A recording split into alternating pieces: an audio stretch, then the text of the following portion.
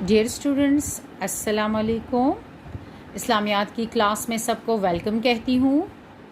Students, आज हम एक नया सबक स्टार्ट करेंगे, सीरतुन नबी। लेकिन सबक स्टार्ट करने से पहले आप सारे स्टूडेंट्स अपने साथ होमवर्क नोट डाउन कर लें। होमवर्क आपका है इस्लामियात सबक हज़रत मोहम्मद सल्लल्लाहु अलैहि वसल्लम के बचपन के अहवाल सफ़ा नंबर 24 की पढ़ाई करें। इस्लामियात सबक हज़रत मोहम्मद सल्लल्लाहु अलैहि वसल्लम के बचपन के अहवाल सफ़ा नंबर 24 की पढ़ाई करें। सबने होमवर्क नोट डाउन कर लिया? तो सारे स्टूडेंट्स ने सफ़ा नंबर 24 निकाल लिया। सफ़ा नंबर 24 सीरतुन नबी सल्लल्लाहु अलैहि वसल्लम, और सीरतुन नबी में आज हम पढ़ेंगे हज़रत मोहम्मद सल्लल्लाहु अलैहि वसल्लम के बचपन के अहवाल पढ़ेंगे। ठीक है? अच्छा स्टूडेंट्स, सबसे पहले तो मैं आपको बताती चलूँ कि सीरतुन नबी किसे कहा जाता है। बच्चों, सीरत अखलाक को कहा जाता है, या ज़िंदगी गुजारने के जो तरीके होते हैं, जो उसूल होता है, जिस उसूल के मुताबिक हम ज़िंदगी गुजारते हैं उसे हम सीरत कहते हैं। तो सीरत का मतलब उसूल हयात भी है, अखलाक भी है, अंदाज़ या रविश। सीरत का मतलब है उसूल हयात, अखलाक, अंदाज़ या रविश। तो सीरतुन नबी यानी हुजूर सल्लल्लाहु अलैहि वसल्लम या नबी करीम सल्लल्लाहु अलैहि वसल्लम की ज़िंदगी गुजारने का जो तरीका है उसे हम सीरतुन नबी कहते हैं। ठीक है? सीरतुन नबी किसे कहते हैं? जी, हुजूर सल्लल्लाहु अलैहि वसल्लम की ज़िंदगी गुजारने का जो तरीका है उसे हम सीरतुन नबी कहते हैं। अच्छा, तो स्टूडेंट्स, आज मैं सबक स्टार्ट करने से पहले आपको हुजूर सल्लल्लाहु अलैहि वसल्लम के बारे में कुछ बताऊंगी। बच्चों, हुजूर सल्लल्लाहु अलैहि वसल्लम का पूरा नाम अबुल कासिम मोहम्मद बिन अब्दुल्ला बिन अब्दुल मुत्तलिब था। अबुल कासिम मोहम्मद बिन अब्दुल्ला बिन अब्दुल मुत्तलिब था। आप सल्लल्लाहु अलैहि वसल्लम 12 रबीउल अव्वल 571 ईस्वी को सऊदी अरब के मशहूर शहर मक्का में पैदा हुए और वफ़ात आपकी 632 ईस्वी मदीना में आपकी वफ़ात हुई। वो भी सऊदी अरब का एक मशहूर शहर मदीना मुनव्वरा में आपकी वफ़ात हुई। ठीक है? वफ़ात आपकी कब हुई? 632 ईस्वी में सऊदी अरब के शहर मदीना मुनव्वरा में आपकी वफ़ात हुई, और वहीं पर ही आप सल्लल्लाहु अलैहि वसल्लम का रोज़ा मुबारक भी है। ठीक है?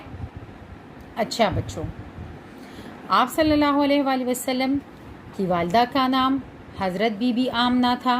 ठीक है? और हज़रत बीबी आमना के वालिद का नाम वहाब इब्ने अब्दुल मनाफ था। ठीक है? वहाब इब्ने अब्दुल मनाफ, यानी हुजूर सल्लल्लाहु अलैहि वसल्लम के नाना का नाम वहाब इब्ने अब्दुल मनाफ था। सही है? और हुजूर सल्लल्लाहु अलैहि वसल्लम के वालिद का नाम अब्दुल्ला और दादा का नाम अब्दुल मुत्तलिब था। ठीक है? आप लोगों को समझ आ रही है ना मैंने आपको क्या क्या बताया? मैंने आपको बताया कि हुजूर सल्लल्लाहु अलैहि वसल्लम का पूरा नाम अबुल कासिम मोहम्मद बिन अब्दुल्ला बिन अब्दुल मुत्तलिब था, और आप सल्लल्लाहु अलैहि वसल्लम 12 रबीउल अव्वल को सऊदी अरब के मशहूर शहर मक्का में पैदा हुए और मदीना मुनव्वरा में आपकी वफ़ात हुई, और मदीना मुनव्वरा में ही आपका रोज़ा मुबारक भी है। आप सल्लल्लाहु अलैहि वसल्लम की वालिदा का नाम हज़रत बीबी आमना था और वालिद का नाम हज़रत अब्दुल्ला था। चलें स्टूडेंट्स, अब हम अपना लेसन स्टार्ट करते हैं। अऊज़ु बिल्लाहि मिनश शैतानिर रजीम, बिस्मिल्लाहिर रहमानिर रहीम। हज़रत मोहम्मद सल्लल्लाहु अलैहि वसल्लम के बचपन के अहवाल। हज़रत मोहम्मद सल्लल्लाहु अलैहि वसल्लम के बचपन के अहवाल। हज़रत मोहम्मद सल्लल्लाहु अलैहि वसल्लम, अगर आपसे कोई पूछे कि कौन था तो आप क्या कहेंगे? अल्लाह के आखिरी नबी। अल्लाह के आखिरी नबी कौन थे? हज़रत मोहम्मद सल्लल्लाहु अलैहि वसल्लम। बचपन का मतलब है कम उम्री। जिस तरह अभी आप लोग छोटे हो ना, तो ये आप लोगों का बचपन है, कम उम्री। और अहवाल बच्चों हाल की जमा है और इसका मतलब हालात या कैफियतें। यानी बचपन में आप लोग हुजूर सल्लल्लाहु अलैहि वसल्लम की ज़िंदगी कैसी थी, वो आज हम इस सबक में पढ़ेंगे। तो चलें स्टार्ट करते हैं। हमारे प्यारे नबी सल्लल्लाहु अलैहि वसल्लम मक्का में पैदा हुए। मैंने आपको बताया था ना कि 12 रबीउल अव्वल को सऊदी अरब के शहर मक्का में पैदा हुए। हमारे प्यारे नबी सल्लल्लाहु अलैहि वसल्लम मक्का में पैदा हुए। आप सल्लल्लाहु अलैहि वसल्लम के दादा अब्दुल मुत्तलिब ने आप सल्लल्लाहु अलैहि वसल्लम का नाम मोहम्मद रखा और वालिदा ने आप सल्लल्लाहु अलैहि वसल्लम का नाम अहमद रखा और वालिदा ने आप सल्लल्लाहु अलैहि वसल्लम का नाम अहमद रखा। उस ज़माना में अरब के लोग अपने बच्चों को पैदा होते ही गांव भेज देते थे। उस ज़माना में अरब के लोग अपने बच्चों को पैदा होते ही गांव भेज देते थे। गांव में ये बच्चे खूब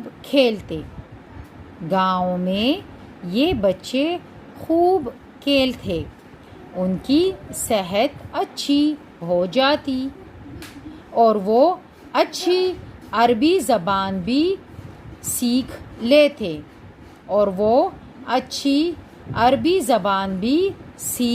लेते। जब ये बच्चे 2 साल के हो जाते तो वापस अपने वालिदैन के पास आ जाते। जब ये बच्चे 2 साल के हो जाते तो वापस अपने वालिदैन के पास आ जाते।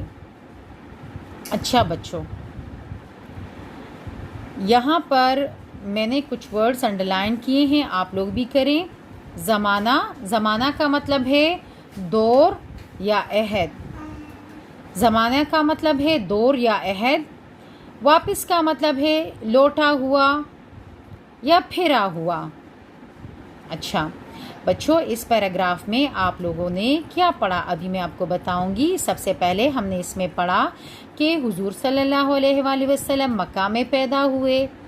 आपके दादा ने आपका नाम मोहम्मद रखा, आपके दादा अब्दुल मुत्तलिब ने आपका नाम मोहम्मद रखा और वालिदा ने आपका नाम अहमद रखा। उस दौर यानी उस ज़माने में अरब के लोग अपने बच्चों को पैदा होते ही गांव भेज देते थे। ठीक है, गांव इसलिए भेजते थे ताकि वहाँ पर उनकी सेहत अच्छी हो।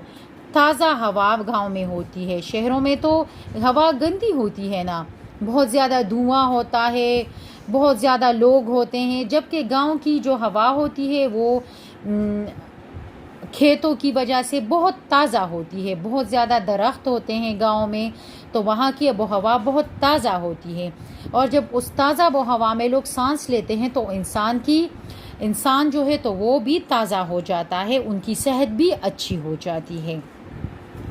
इसलिए जब वहाँ पर बच्चे पैदा हो जाते थे तो लोग उन्हें गांव भेज देते थे। गांव से औरतें आती थीं और वो उन्हें दे देते थे उन बच्चों को।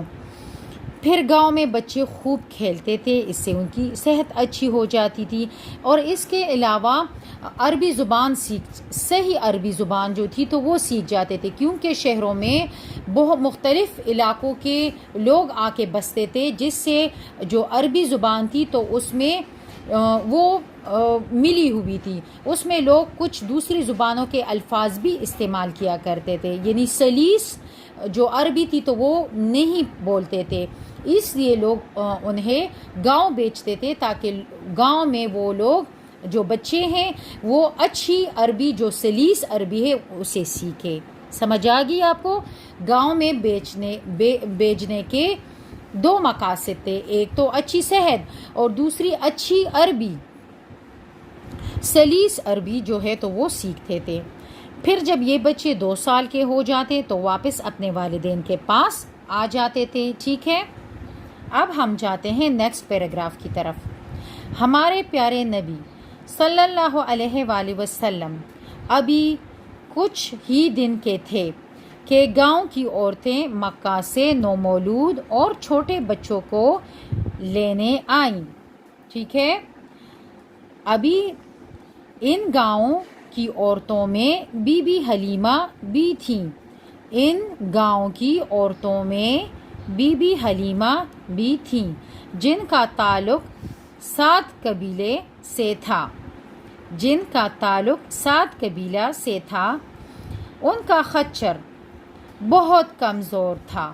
خچر بچوں آپ جانتے ہو، خچر جو ہے تو یہ گدھے اور گھوڑی سے پیدا ہوتا ہے۔ خچر ایک ایسا جانور ہے جو گدھے اور گھوڑی سے پیدا ہوتا ہے۔ اچھا، مطلب یہ گدھے سے ہائٹ میں بڑا اور گھوڑے سے تھوڑا چھوٹا ہوتا ہے۔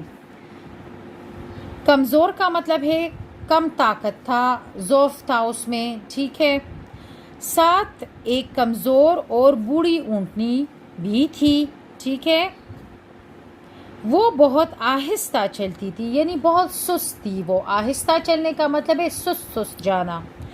حضرت حلیمہ آہستہ چلنے کی وجہ سے دوسری عورتوں سے بہت پیچھے رہ گئی، کیونکہ ان لوگوں کے پاس جو خچر تھا اور جو اونٹنی تھی وہ دونوں بہت کمزور تھی، وہ بہت آہستہ جا رہی تھی، وہ ان خچر پر سوار تھے، اس وجہ سے وہ لوگ اپنے جو ان کے ساتھ جو دوسری عورتیں تھیں تو ان سے وہ بہت زیادہ پیچھے رہ گئی۔ قافلے میں ان کے ساتھ جو دوسری عورتیں تھیں وہ اپنے قافلے سے بہت پیچھے رہ گئی، کیونکہ ان کا جو خچر تھا اور ان کی جو اونٹنی تھی وہ بہت آہستہ جا رہی تھی کمزوری کی وجہ سے۔ وہ سب سے آخر میں مکہ میں داخل ہوئی، اور اس طرح حضرت بی بی حلیمہ چونکہ ان کا جو خچر تھا وہ بہت آہستہ جا رہا تھا تو اس لیے وہ سب سے آخر میں مکہ میں داخل ہوئی۔ اچھا بچوں، یہاں پر اب حضرت بی بی حلیمہ کے بارے میں کچھ بتایا گیا ہے آپ کو پتہ ہے کہ حضرت بی بی حلیمہ حضور صلی اللہ علیہ وآلہ وسلم کی رضائی ماں تھی۔